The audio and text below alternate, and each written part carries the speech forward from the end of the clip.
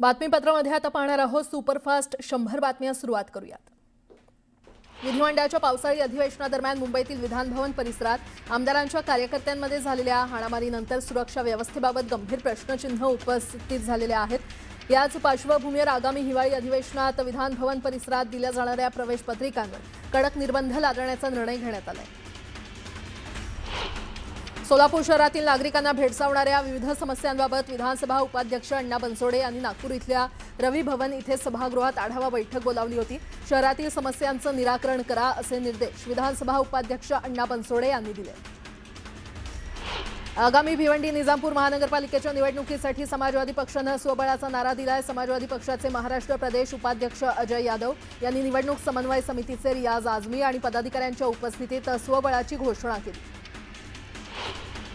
देशात वैद्यकीय शिक्षणाच्या पर्यायी मार्गांपैकी होमिओपॅथी शिक्षणाची मागणी गेल्या काही वर्षात सर्वाधिक वेगाने वाढताना दिसते।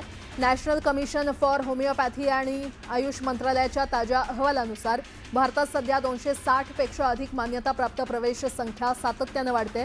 होमिओपॅथी महाविद्यालय असून BHMS आणि MD होमिओपॅथी अभ्यासक्रमात विद्यार्थ्यांची प्रवेश संख्या सातत्याने वाढते। राज्याच्या पुरवठा विभागातील अंत्योदय शिधापत्रिकाधारकांची संक्रांत यंदा गोड होणार आहे। तब्बल 1.5 वर्षांपासून अंत्योदय शिधापत्रिकाधारकांचा थांबलेला साखरेचा पुरवठा पुन्हा सुरू होण्यावर शिक्कामोर्तब झालंय। कंत्राटदाराकडून साखरेचा पुरवठा जिल्हा स्तरावर करण्यात येतोय। रास्त भाव दुकानांमधून प्रति महिना अंत्योदय शिधापत्रिकांसाठी 1 किलो साखर देण्यात येईल। या निर्णयामुळे अत्यंत गरीब आणि गरजू कुटुंबांना मोठा दिलासा मिळाला। केंद्र सरकारनं मनरेगा अंतर्गत वैयक्तिक योजनांच्या कामासाठीची आर्थिक मर्यादा मोठ्या प्रमाणात वाढली आहे। वैयक्तिक योजनांमध्ये सिंचन विहिरी, शेततळे, जमीन विकास, फलोत्पादन आणि वृक्ष लागवड इत्यादी योजनांचा समावेश आहे। या योजनांसाठी पूर्वी निर्धारित 2 लाखांची मर्यादा आता थेट 7 लाखांपर्यंत वाढवण्यात आली आहे। मुंबई नागपूर समृद्धी महामार्गाला वाहनधारक पसंती देताना दिसत आहेत। या मार्गावरून दररोज सरासरी 50,000हून अधिक वाहनं ये-जा करतायत, तर खुला झाल्यापासून नोव्हेंबर अखेरपर्यंत तब्बल 2,91,00,000 वाहनांनी या मार्गाने प्रवास केलाय। जळगाव इथल्या विमानतळ व्यवस्थेतील सुधारणा आणि विकासाच्या संदर्भात काही सूचना करण्यासाठी समिती स्थापन करण्यात येणार होती। मात्र ही विमानतळ सल्लागार समितीच जळगावात गेल्या 1.5 वर्षांपासून अस्तित्वात नाहीये। या समितीवर नेमायच्या सदस्यांच्या नावांवर एकमत होत नसल्यानं समिती गठीत झाली नसल्याचा धक्कादायक प्रकार समोर आलाय। गेल्या काही दिवसांपासून राज्यात गारठा कायम आहे। किमान तापमानात घट असल्यानं गारठ्याचं प्रमाण अधिक आहे। दरम्यान पुढील काही दिवस राज्यात गारठा कायम राहण्याची शक्यता हवामान खात्यानं वर्तवली आहे। याचबरोबर पुढील 2 ते 3 दिवस मध्य महाराष्ट्र, खानदेश आणि विदर्भात थंडीच्या लाटेचा इशारा देण्यात आलाय। आता एक मोठी बातमी, राज्य विधिमंडळाच्या हिवाळी अधिवेशनाला सोमवारपासून नागपुरात सुरुवात झाली आहे आणि हे अधिवेशन 14 डिसेंबरपर्यंत चालणार आहे। या अधिवेशनाचं अवघ्या आठवड्याभरातच सूप वाजणार आहे। त्यामुळे विरोधकांनी अधिवेशनाचा कालावधी वाढवण्याची मागणी केली आहे। जागा उघड्या पडल्यात त्याही आपण बघितल्या।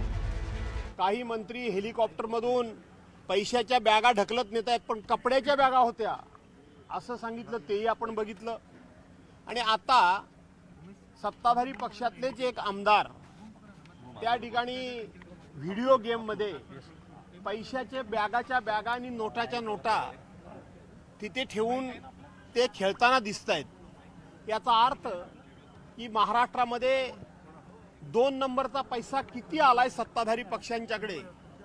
मला देशाच्या पंतप्रधानांना एक विनंती वजा प्रश्न विचारायचा आहे की आपण नोटाबंदीचा निर्णय घेतला, आपण संपूर्णपणे त्या ठिकाणी डिजिटल करन्सी वापरामध्ये आणली, आता कॅशलेस देश करायचा, कुठलाही व्यवहार कॅशनी करायचा नाही।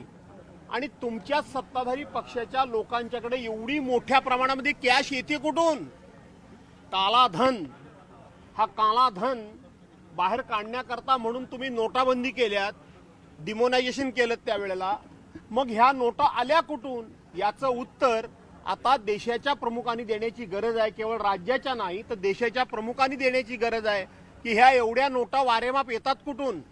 आणि म्हणून ज्या वेळेला काळा पैसा बाहेर काढण्याकरता म्हणून आम्ही 1000च्या 2000 रुपयाच्या नोटा बंद केल्या म्हणून सांगितल्या, त्याच वेळेला देशामध्ये काही लोकांना संशय आला होता की 1000-2000 रुपयाच्या नोटा बंद करण्याचं नाटक केलं जाईल आणि प्रत्यक्षपणे या देशामध्ये प्रचंड प्रमाणामध्ये हा पैसा हा बाहेर येईल आणि तो आता यायला लागलेला आहे. गुलाबराव पाटील यांनी म्हटलं होतं की नगरविकास खात्यामध्ये माल आहे.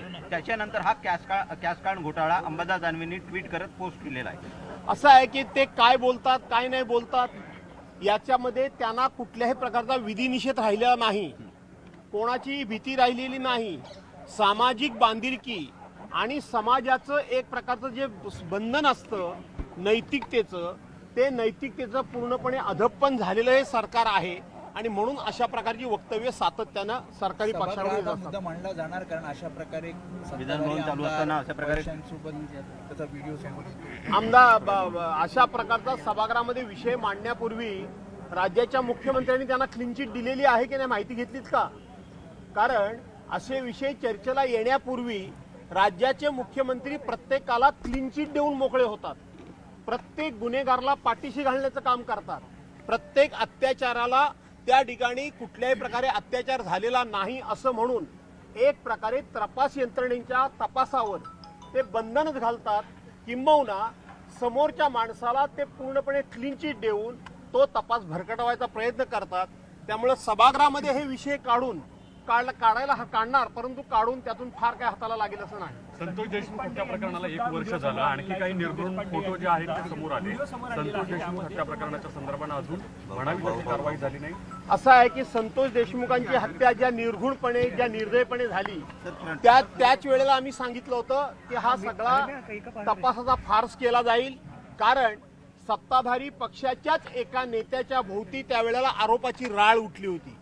सत्ताधारी पक्षातल्याच मंत्र्याला याच प्रकरणामध्ये एकदा राजीनामा द्यावा लागला होता आणि ज्या वेळेला सत्ताधारी पक्षाच्या मंत्र्यांना राजीनामा देऊन त्यांच्या भोवती संशयाचं धुकं आणि संशय निर्माण झाला होता, त्याच दिवशी संतोष देशमुखांना न्याय मिळणार नाही, नैसर्गिक न्याय होणार नाही, सत्तेच्या दबावाखाली जे खुनी आहेत ते सुटतील हे आम्ही तेव्हाच सांगितलं होतं आणि म्हणून अजून कृष्णा आंधळे नावाचा आरोपी सुद्धा सापडलेला नाही. विजय वडेट्टीवार यांना विरोधी पक्षनेतेपद दिलं जाईल अशी चर्चा सुरू झालेली आहे. तुमचा पाठिंबा असेल का त्याला? काय नेमकं तुम्ही देणार आहात का?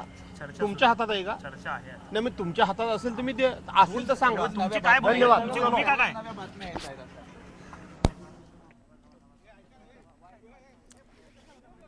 तर ठाकरेंच्या सेनेचे आमदार भास्कर जाधव बोलत होते